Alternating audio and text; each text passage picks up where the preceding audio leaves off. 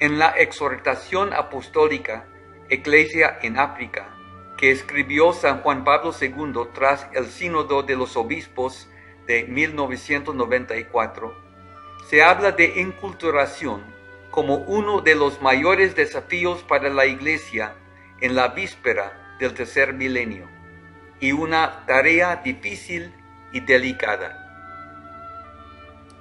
Según el padre Pedro Arrupe, ex superior general de los jesuitas, la inculturación es la encarnación de la vida cristiana y del mensaje cristiano en un contexto cultural particular.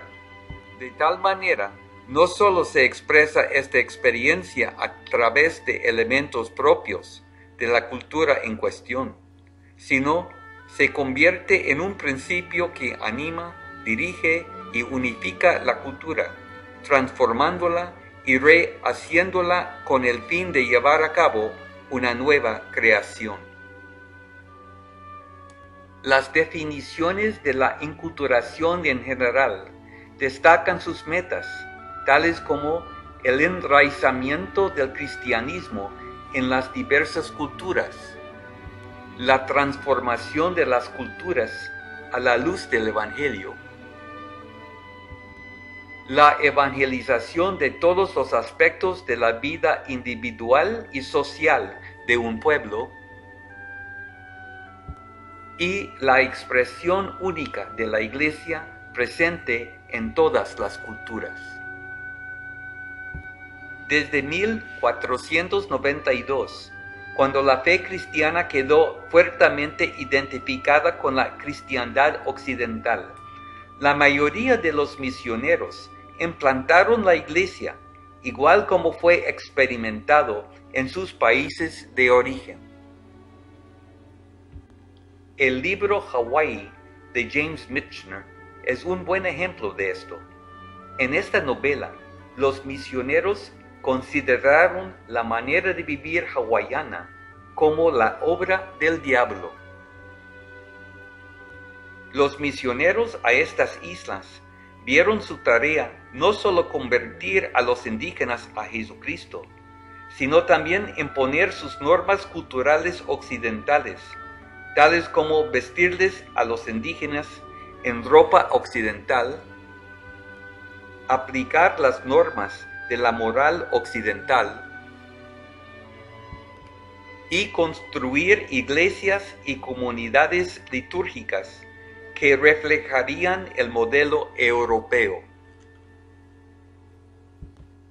Los misioneros a América Latina y África reflejan estas mismas actitudes y actuaron de manera similar.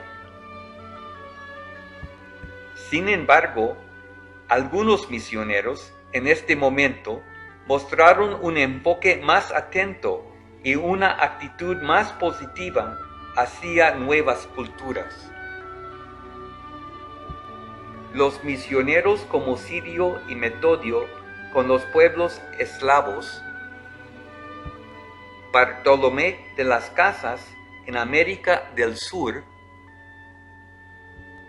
Francisco Javier y otros jesuitas en Asia,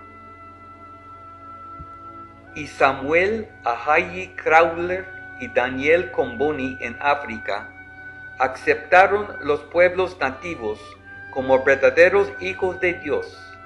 Por lo tanto, ellos merecen respeto. En 1659, la Sagrada Congregación para la Propagación de la Fe recordó a los misioneros que no era su tarea de llevar ningún tipo de presión para que los pueblos cambien sus modales, costumbres y usas, a menos que sean evidentemente contrarias a la religión y a la moral bien fundida. El Segundo Concilio Vaticano recuperó esta actitud positiva hacia la cultura.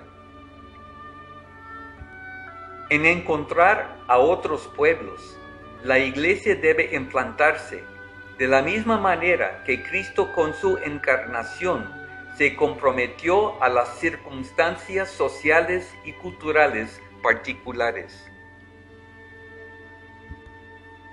recuperando la imagen de Justín mártir de la iglesia primitiva en cuanto a la filosofía de su tiempo.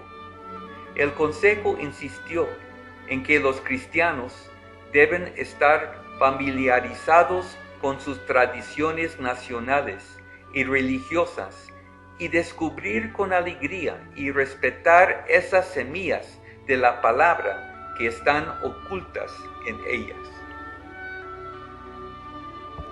Las iglesias locales deben prestar a las costumbres, las tradiciones, la sabiduría, la enseñanza, las artes y las ciencias de su gente, todo que pudiera ser utilizado para alabar la gloria del Creador. Durante su famoso discurso en Kampala, Uganda, varios años después del concilio, el Papa Pablo VI proclamó que ustedes pueden y deben tener un cristianismo africano.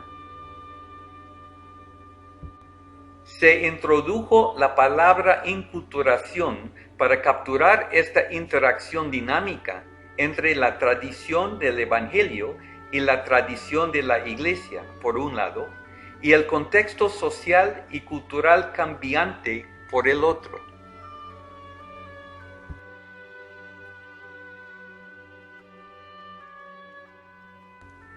Los misioneros que comienzan a trabajar en otra cultura tienden a confiar en las formas establecidas de proclamar la fe en lugar de invertir tiempo y energía en la búsqueda creativa de nuevas formas para dar forma a la fe y para entregarla en una forma que es verdaderamente inculturada en una variedad de situaciones culturales.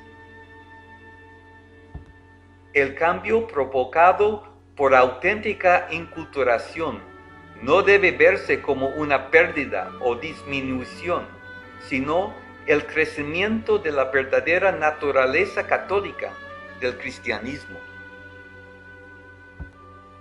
Los misioneros están llamados a asegurar que el cristianismo católico, mientras que sea universal y unitario, no se implica uniformidad en todos los ámbitos y en todos niveles.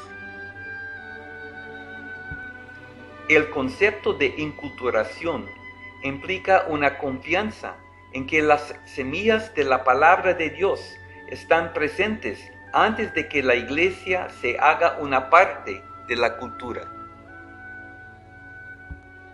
Por lo tanto, la inculturación exitosa implica escuchar muchas voces, especialmente las diversas voces de los laicos a quienes se permiten y se animan a hablar y dar testimonio de su fe.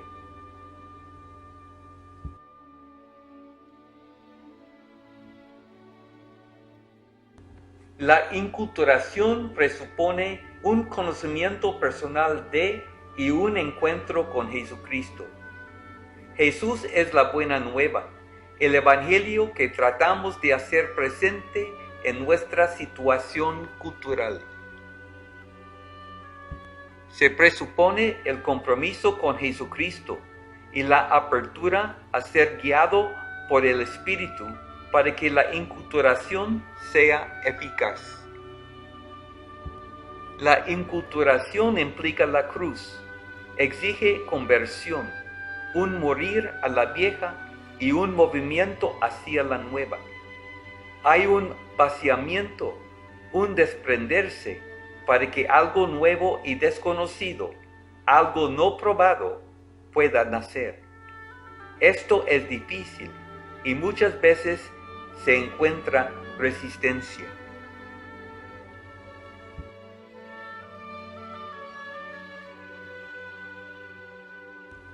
La inculturación abarca todas las áreas de la vida de la Iglesia, su teología, liturgia, catequesis, pastoral y familiar.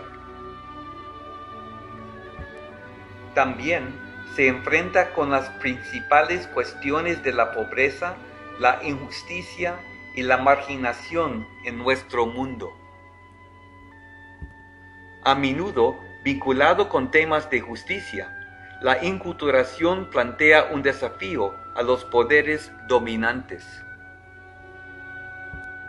Una voz profética encontrará una gran resistencia cuando exige una inculturación de la fe cristiana en un mundo injusto y pecador.